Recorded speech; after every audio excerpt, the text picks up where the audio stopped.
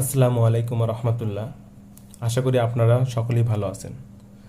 আজকে গণিতের গতানুগতিক আলোচনায় শতকরা থেকে আজকে মাত্র 2টা প্রবলেম আমি সলভ করার চেষ্টা করব। আসলে এই 2টা আমাদের জন্য খুবই গুরুত্বপূর্ণ, একাডেমিক অ্যাডমিশন আপনার হলো বিভিন্ন জব পরীক্ষায়। তো এটা আমরা এমসিকিউ এবং লিখিত পরীক্ষায় কিভাবে আনসার করব সেই বিষয় নিয়ে আপনাদের সামনে আজকে হাজির হয়েছি। চলুন কথা না বাড়িয়ে আমরা মূল আলোচনায় চলে যাই।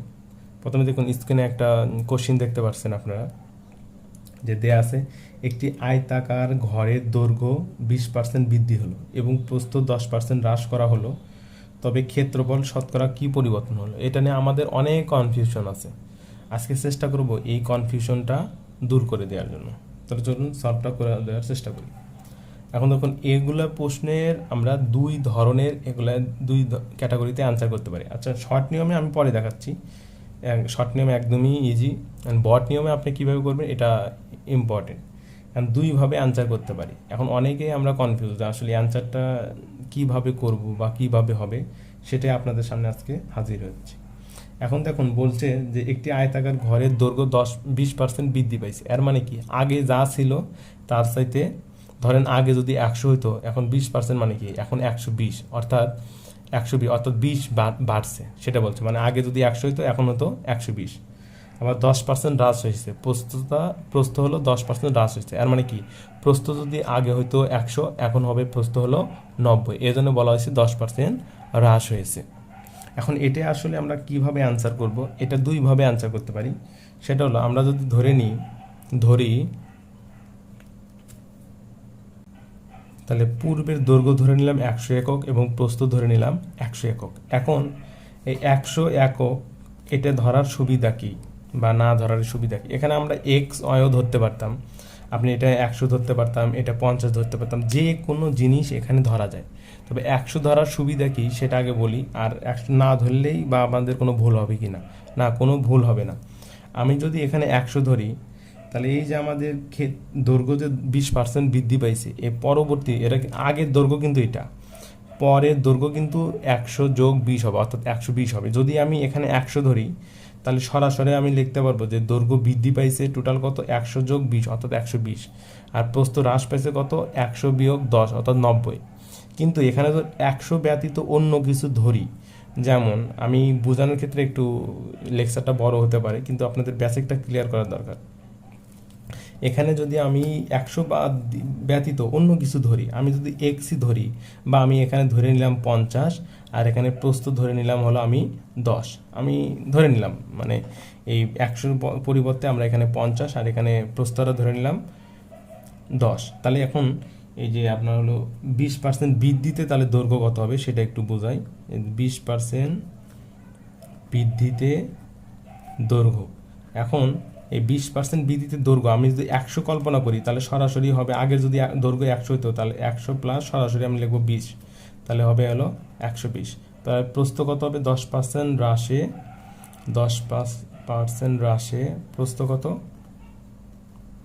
সরাসরি আমি যদি এখানে 100 ধরি, তাহলে সরাসরি ধরবো আমি 100 মাইনাস 10, তাহলে সরাসরি প্রস্থ হবে 90। এটা হলো পরবর্তীতে যারা হ্রাস ঘটছে সেই হ্রাসের পরিমাণটা। কিন্তু এখন এটা যদি আমি 50 ধরি, আমি যদি 50 ধরি আর প্রস্থ যদি আমি 10 ধরি, এটা আগের, তাহলে যে 20% বৃদ্ধিতে তাহলে দৈর্ঘ্য কত হবে, এই যে 50 ধরেছিলেন সে 50 প্লাস 50-এর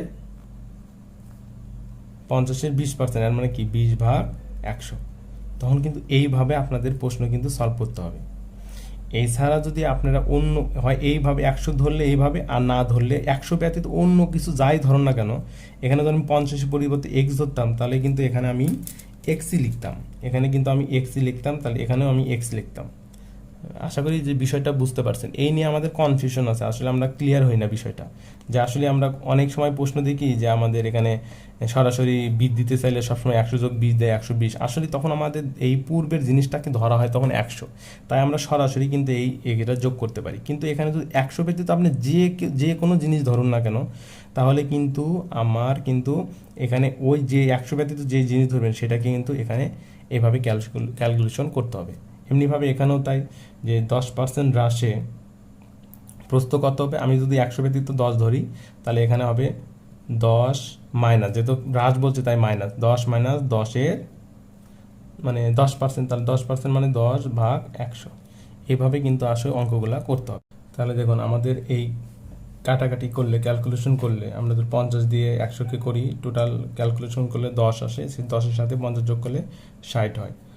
আর আগের ক্যালকুলেশন পরে ক্যালকুলেশন করলে 9 হয়। এখন দেখুন আমরা যে ক্ষেত্রফল লিখেছি যে 100 এবং এই 100, এই দুইটা যদি পূর্বের ক্ষেত্রফল বের করি, তাহলে 100 দিয়ে করলে এ হলো 10,000। আর যদি আমরা এই 50 আর 10 ধরে ধরে দৈর্ঘ্য এবং প্রস্থ যদি 50 এবং 10 ধরে করি, তাহলে ক্ষেত্রফল আসবে হলো আমাদের 500। আর আর যদি আমরা 120 এবং অর্থাৎ 100 ধরে যে 120 এবং 90 হলো, তখন ক্ষেত্রফল হতে হলো 10,800। আর যদি 60 এবং 9 ধারা করি, তাহলে হবে হলো 540 বর্গ একক। এখন দেখুন তাহলে বৃদ্ধি কত হলো আমাদের, আমরা যদি এটাকে ধরি, তাহলে এই যে 100 আর 120 নিয়ে যদি ধরি, বা 100 এবং 90 নিয়ে ধরি, তাহলে ক্ষেত্রফল বৃদ্ধি কত ছিল আমাদের, আগে ছিল 10,000, পরে হয়েছে 10,800, অর্থাৎ বৃদ্ধি হয়েছে কিন্তু 800 টাকা। ধরেন 800 টাকা না, তো সরি 800 ক্ষেত্রফল, অর্থাৎ হলো আপনার দৈর্ঘ্য হতে পারে সেটা, অর্থাৎ বর্গ মিটার বা বর্গ সেন্টিমিটার যেটি হোক। এখন আমরা ওই কি নিয়মে কীভাবে করব, যে আমরা বৃদ্ধি বা হ্রাস, এই বৃদ্ধি বা হ্রাস যাই হোক না কেন সবসময় পূর্বের ক্ষেত্রফল নিয়ে ডিপেন্ড করবে। তাহলে আমাদের পূর্বের ক্ষেত্রফল কত ছিল 10,000, তাহলে 10,000 বর্গ এককে বৃদ্ধি পায়, কত বৃদ্ধি পাইছে 800 বর্গ। তাহলে একে কত আর শতকরায় কত, এই টোটাল ক্যালকুলেশন করলে আমাদের হলো 8% বৃদ্ধি। এখন যদি আমরা এই আপনার হলো এখানে 50 এখানে 10, অর্থাৎ ক্ষেত্রফল যদি আগে পূর্বে যদি 50 ধরি এবং 10 ধরি, তাহলে পরবর্তীতে বৃদ্ধি হবে কিন্তু 60 এবং 9। তাহলে এই দুইটার ক্ষেত্রফল করলে, টোটাল গুণ করলে টোটাল ক্ষেত্রফল হলো 540। তাহলে আগে কত ছিল 500, এখন হলো 540। এখানেও কিন্তু বৃদ্ধি, কত বৃদ্ধি পেয়েছে, মাত্র 40 বৃদ্ধি পেয়েছে। এখন এই বৃদ্ধিটা কি, আমি বলছি বৃদ্ধি বাড়া সবসময় পূর্বের উপর। তাহলে 500 বর্গ এককে বৃদ্ধি পায় 40, একে কত আর শতকরা কত, এটাও টোটাল ক্যালকুলেশন করলে 8% বৃদ্ধি হয়। তাহলে দেখুন এই দুইভাবেই কিন্তু আমরা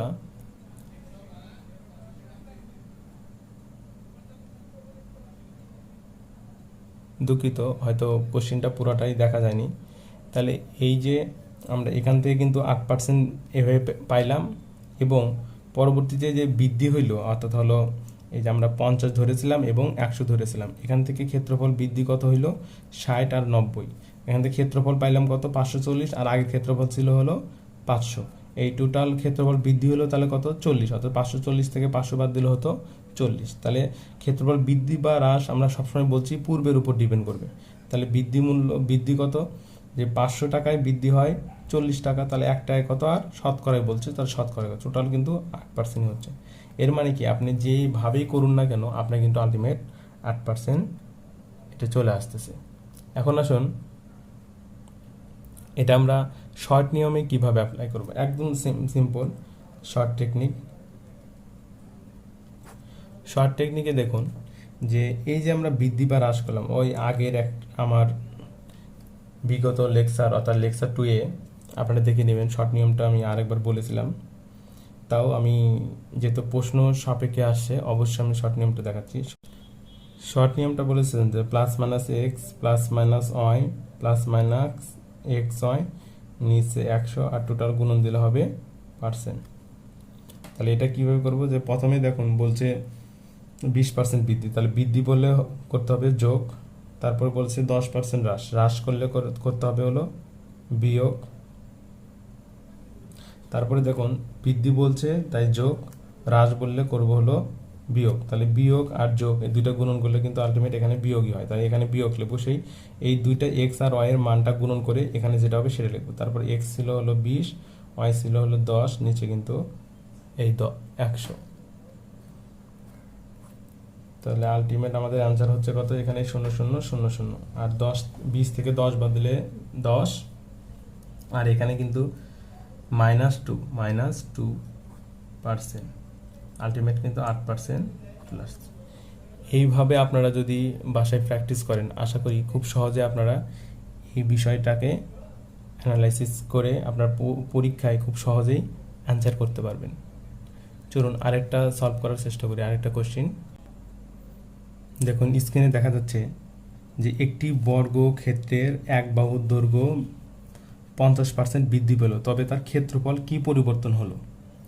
ঠিক একই রকম অঙ্ক কিন্তু তার আগেরটা, মানে আগের নিয়মেরটা, যে একটি আয়তক্ষেত্রের, দেখুন স্ক্রিনে অঙ্কটা, প্রশ্নটা দেখতে পাচ্ছেন যে একটি বর্গক্ষেত্রের এক বাহুর দৈর্ঘ্য 20% বৃদ্ধি পেল, তবে তার ক্ষেত্রফল কি পরিবর্তন হলো। সেম অঙ্ক কিন্তু আগেরটা, কিন্তু এখানে দৈর্ঘ্য প্রস্থের বৃদ্ধি বা হ্রাসটা দেওয়া ছিল, আর এখানে কিন্তু একটা বাহুর দৈর্ঘ্য দেওয়া আছে। এখন দেওয়ার একটা কারণ আছে, সেটা তখন এখানে বলছে বর্গক্ষেত্র। বর্গ জিনিসটা আমরা কি জানি, বর্গ জিনিসটা আমরা জানি যেখানে চারটা বাহুই সমান হয় সেটাকে কিন্তু আমরা বলি বর্গক্ষেত্র। এর মানে কি, এর দৈর্ঘ্য যদি 20% বৃদ্ধি পায় বা 50%, যে পার্সেন্টে বৃদ্ধি হোক না কেন, এর মানে কি তার কিন্তু প্রস্থটাও কিন্তু 20% বা 10% বা 15% বৃদ্ধি পাবে। এর মানে দৈর্ঘ্য যত বাড়বে প্রস্থ কিন্তু ঠিক ততটাই বাড়বে, অর্থাৎ দৈর্ঘ্য যদি যতটা কম হবে প্রস্থও কিন্তু ঠিক ততটাই কম হবে। এটাই হলো মূল ট্রিক্স এখানে, যে বর্গক্ষেত্রের অঙ্কগুলা বাহুর দৈর্ঘ্য যত বাড়বে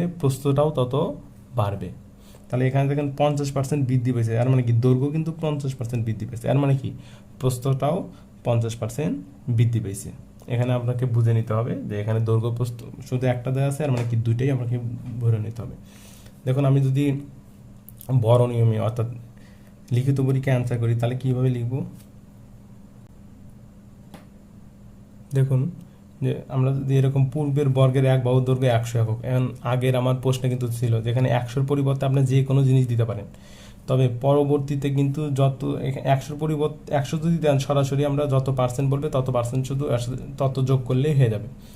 কিন্তু যদি এখানে 100-র পরিবর্তে যদি আমরা 20 দিই, 5 ধরি, 10 ধরি, তাহলে কিন্তু এরকমভাবে করতাম যে যত ধরতাম, তাহলে ধরে এখানে যদি 100-র পরিবর্তে 50 ধরতাম, তাহলে 50 প্লাস 50 এর এই এখানে যদি 50% বলছে সেই 50%ই আমরা কিন্তু লিখতাম, অর্থাৎ 50/100। তখন কিন্তু এভাবে করতে হতো। যাক, আগের অঙ্কটা যদি বুঝে থাকেন তাহলে এটাও এভাবেও করতে পারবেন।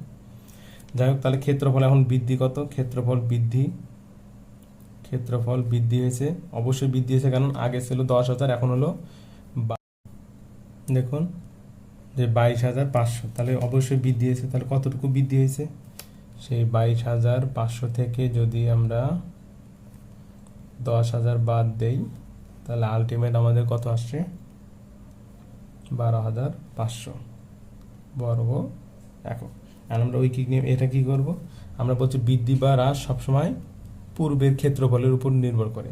তাহলে এভাবে লিখব, এত বর্গ এককে বৃদ্ধি হলে, তাহলে এভাবে লিখব যে 10,000 বর্গ এককে বৃদ্ধি পায় 12,500 টাকা, একে কত শতকরা এসেছে। আলটিমেট ক্যালকুলেশন করলে কত হয়, 125% বৃদ্ধি। এটা যদি আমরা শর্ট টেকনিকে করি তাহলে কিভাবে করব, এটা অলরেডি আপনারা জেনে গেছেন যে plus minus X plus minus Y plus minus X Y গুণন আর নিচে হবে 100, টোটাল হবে পার্সেন্টেজ। কীভাবে করতে হয় এখন আপনারা নিজে ট্রাই করবেন। কিন্তু আরেকবার বলে দিই, যেহেতু দৈর্ঘ্য বৃদ্ধি পাইছে এর মানে কি আপনাকে বুঝতে নিতে হবে প্রস্থ বৃদ্ধি পাইছে। তাহলে দৈর্ঘ্য যত বৃদ্ধি পাইছে 50%, তাহলে প্রস্থ 50%। আলটিমেট কি হচ্ছে, এখানে 50 যোগ, কারণ বৃদ্ধি তাই যোগ, এখানেও 50, আর দুইটা প্লাস যোগ করলে গুণন করলে কিন্তু আলটিমেট প্লাসই হচ্ছে এখানে। আর এখানে 50 গুণন 50, নিচে কিন্তু 100, এই এর মানে কি 50 50 100 আর 5 5 25, অর্থাৎ 125% বৃদ্ধি। আশা করি আজকের এই লেকচারটা আপনারা একটু হলেও বুঝতে পারছেন। ধন্যবাদ, সকলে ভালো থাকবেন, সুস্থ থাকবেন। আসসালামু আলাইকুম ওয়া রাহমাতুল্লাহি ওয়া বারাকাতুহু।